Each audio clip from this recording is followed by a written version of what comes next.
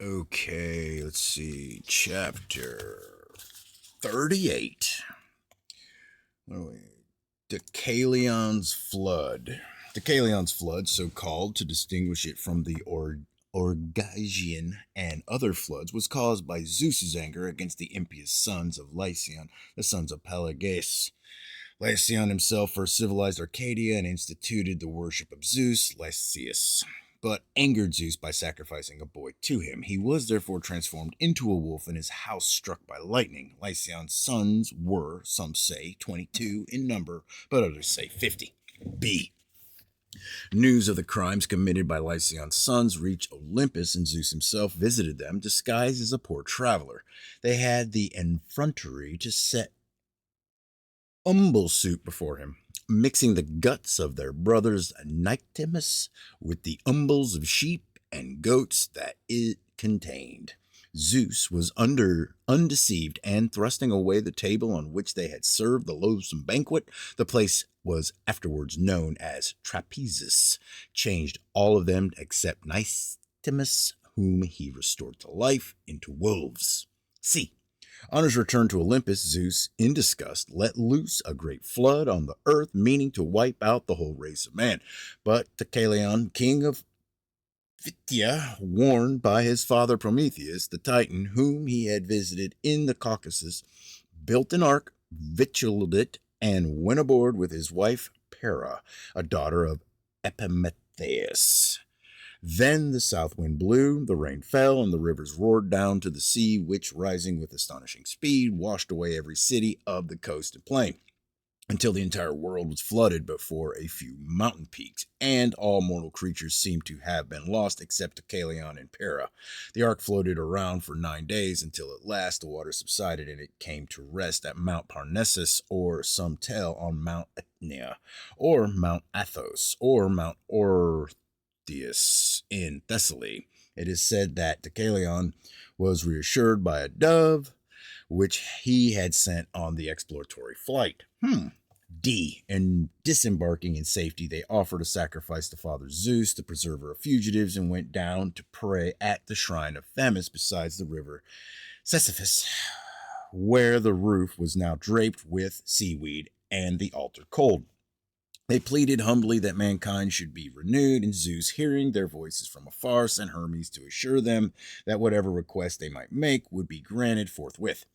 Themis appeared in person, saying, "Shroud your heads and throw the bones of your mother behind you." Since Deucalion and Para had different mothers, both now deceased, they decided that the Titaness meant Mother Earth.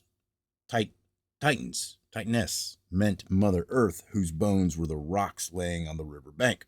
Therefore, stooping with shrouded heads, they picked up rocks and threw them over their shoulders. These became either men or women, according to Deucalion, or Para had handled them.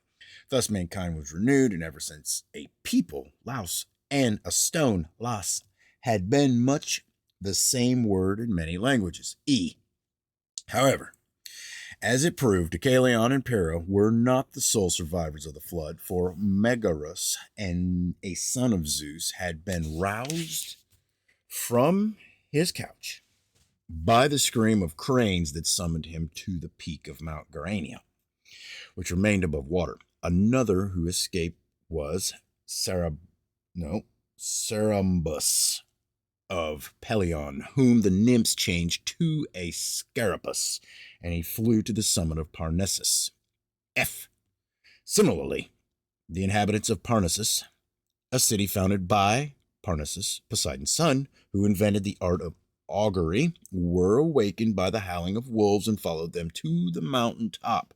They named the new city Lycaria after the wolves.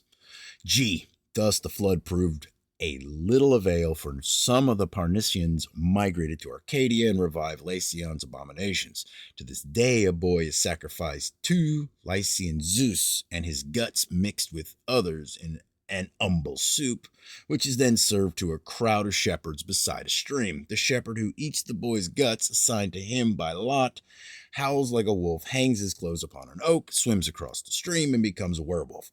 For 8 years, the herds with wolves, but wait. For 8 years, he herds with wolves, but if he abstains from eating men throughout that period, may return at the close, swim back across the stream, and resume his close. Not long ago, a Paraschian named Marcus spent 8 years with the wolves, regained his humanity, and in the 10th year, after hard practice in the gymnasium, won the boxing prize at the Olympic Games.